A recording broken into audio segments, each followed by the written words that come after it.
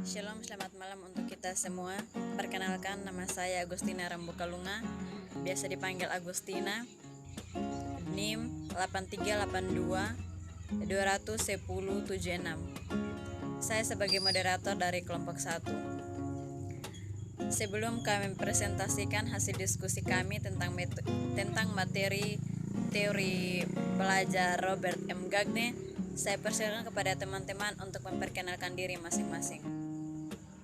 Perkenalkan, nama lengkap saya Artonis Lende, biasa dipanggil Arto. Nama lengkap saya Yohanes Gugurti Sangga, biasa dipanggil Hans. Baik, perkenalkan nama saya Marlene Estiani Hima dengan nomor induk mahasiswa 8382 21090. Baik, perkenalkan nama lengkap saya Yakub Dangkula, biasa dipanggil Jeki. Oke, jadi baik, untuk mempersingkat waktu saya persilakan kepada teman-teman mempresentasikan hasil diskusi tentang teori belajar menurut Robert M. Gagne. Pada kesempatan ini saya akan membahas mengenai peristiwa belajar menurut Robert M. Gagne. Bagaimanakah peristiwa belajar menurut Robert M. Gagne?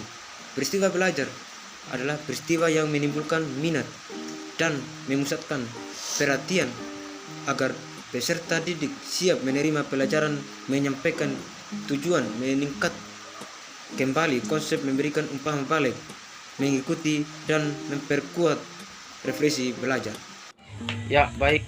Saya sebagai pemateri kedua pada kesempatan ini saya akan membahas mengenai kemampuan belajar menurut Robert Gagne. Kemampuan belajar menurut Robert Gagne ada 5 kemampuan belajar. Yang pertama, keterampilan intelektual atau kemampuan seseorang untuk berinteraksi dengan lingkungan. Yang kedua, strategi, yaitu keterampilan peserta didik untuk mengatur proses internal perhatian belajar, ingatan dan pikiran. Yang ketiga, informasi verbal, yaitu kemampuan mengenal dan menyimpan istilah dan fakta. Yang keempat, keterampilan motorik, yaitu keterampilan yang mengorganisasikan gerakan.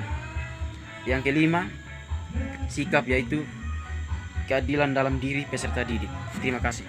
Saya sebagai pemateri ketiga pada kesempatan ini akan membahas tentang tipe-tipe belajar menurut Robert M. Gagne, di mana Robert M. Gagne menyusun tipe-tipe belajar berdasarkan hasil belajar yang diperoleh dan bukan proses belajar yang dilalui oleh peserta didik. 4 tipe belajar pertama yaitu belajar sinyal, yaitu hasil belajar yang diberikan reaksi pada rangsangan. Belajar stimulus respon, yaitu memberikan reaksi pada rangsangan. Tingkah laku, yaitu menghubungkan gerakan yang satu dengan gerakan yang lain. Belajar asosiasi verbal, yaitu memberikan reaksi verbal pada stimulus atau rangsangan. 4 tipe belajar kedua yang disampaikan oleh Robert M. Gagne lebih menonjolkan pada belajar yang memang sudah ada di sekolah, yaitu belajar diskriminasi, belajar konsep, belajar kaidah, dan belajar memecahkan masalah. Terima kasih. Baik, setelah pembahasan teman-teman saya, adapun kesimpulannya adalah sebagai berikut. Belajar menurut Gagne hendaknya mampu menimbulkan peristiwa belajar, proses kognitif, dan ada 5 kategori kemampuan belajar, serta Gagne mencoba menetapkan 8 tipe belajar dalam suatu urutan hierarkis, yaitu tipe belajar yang satu menjadikan atau kebiasaan tipe belajar berikutnya. Sekian dan terima kasih. Mungkin hanya itu saja yang dapat kami sampaikan tentang teori belajar menurut Robert M. Gagne.